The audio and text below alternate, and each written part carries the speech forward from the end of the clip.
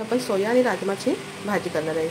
हा जो राजमा आहे तो ज्या शेंगा मिळतात ना त्याचा काढलेला आहे आणि हा थोडासा बॉईल करून घेतलेला आहे। आणि हे पण आपण सोया चंक्स आता चांगले पिळून घेतलेले आहेत उकळवून। आता आपण एका पातेल्यात पाणी घेतले, त्याच्यामध्ये आपण काही खडे मसाले टाकले आणि थोडंसं मीठ टाकलंय। आता हे पाणी उकळते, आता आपण हे जे सोयाचे बॉल्स आहेत ते त्याच्यामध्ये टाकून घेऊया, सोया चंक्स, आणि हे थोडे उकळून घेऊया। आता आपण याला चव नसते सोया चंक्सला, त्याच्यासाठी आपण त्याच्यामध्ये ना पाण्यात उकळतानाच आणि खडे मसाले आणि मीठ टाकून घ्यायचं। आता हे आपण आहे ना 5 मिनिटं उकळून घेतलंय। आता ना आपण गॅस बंद करूया आणि ह्याच्यावरती झाकण ठेवून आता आपण ते थोडं मुरायला देऊया। आता टॅमॅटोची प्युरी करून घ्यायची, त्याच्यासाठी ना 4 टॅमॅटो मी एक गरम पाणी केलं आहे आणि ते 4 टॅमॅटो उकळायला टाकलेत आणि 2-3 बेडगी मिरच्या टाकल्यात कलरसाठी। ही आपली चांगली लाल कलरची होणार, त्याच्यासाठी मी 4 बेडगी मिरच्या टाकल्यात, त्या तिखट नसतात।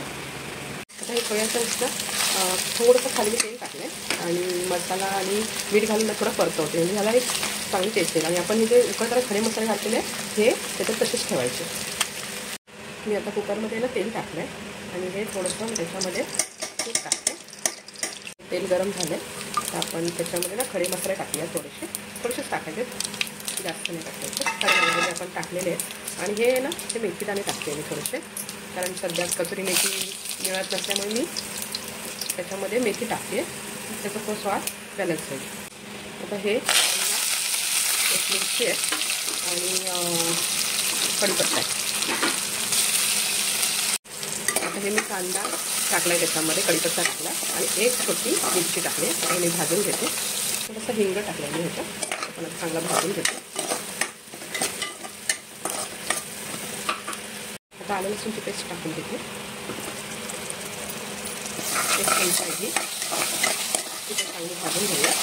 आता मी यात ना मालवणी मसाला घेतला 1 चमचा, त्याच्यानंतर हळद घेतली 1 चमचा, त्याच्यानंतर धनेपूड घेतली आहे 1 चमचा आणि जिरेपूड घेतली आहे थोडी, 1 चमचापेक्षा थोडीशी कमी आहे। आणि मी ह्याच्यामध्ये ना थोडंसं चाट मसाला टाकला आहे, आपल्याला मिक्स करून घ्यायची, छान बनवायचे। त्याच्यासाठी आपण ते थोडं वेगवेगळं काहीतरी करत राहायला पाहिजे। आणि तिथं सोयाबीनला चव नसते, त्याच्यामुळे जास्त खाल्लं जातं, पौष्टिक असूनही जास्त खाल्लं जातं। त्याच्यासाठी आपण प्रयत्न करायचं की जास्तीत जास्त मी प्रयत्न करेन की तुम्हाला वेगवेगळ्या रेसिपी देण्याचा, आणि तुम्ही त्या बनवून पहा आणि मला कमेंट करून सांगा की कशा झाल्यात त्या। थोडंसं पाणी टाकून त्याची ग्रेव्ही बनवून घेऊया, थोडंसं मसाला पण भाजला जातो आणि त्याची छान ग्रेव्ही होते।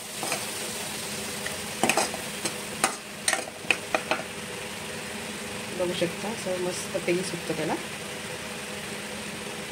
आता तुम्ही बघू शकता ही ग्रेव्ही इतकी छान झालेली आहे। आणि त्या मिरच्याचं देठ काढून मी हे वाटून घेतलेलं आहे आणि हे तुम्हाला कोणीच सांगणार नाही की टॅमॅटो ची प्युरी आपण ज्या आपण बेडगी मिरच्या किंवा काश्मीरी मिरची घातली तर हे असं छान त्याचा कलर येईल।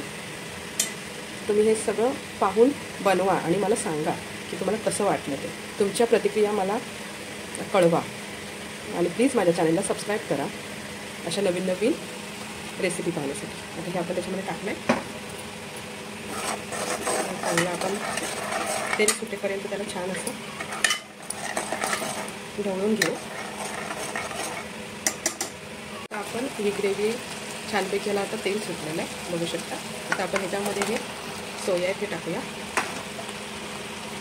आणि त्याच्याबरोबरच हे राजमा आहे ते पण थोडे उकळून ठेवलेले, पण मी 1-2 शिट्ट्या करून घेणार आहे, ते चांगलं शिजून येतील। आता ना टॅमॅटोची चव बॅलन्स करण्यासाठी मी थोडंसं आहे ना साखर घालते, थोडंसं मीठ घातलं आहे, बघू शकता किती छान कलर आला। आणि आता मी हा मिक्सर जे धुवून घेतलेलं पाणी आहे ते वापरणार आहे आणि आता याला 2 शिट्ट्या करून घेणार आहे।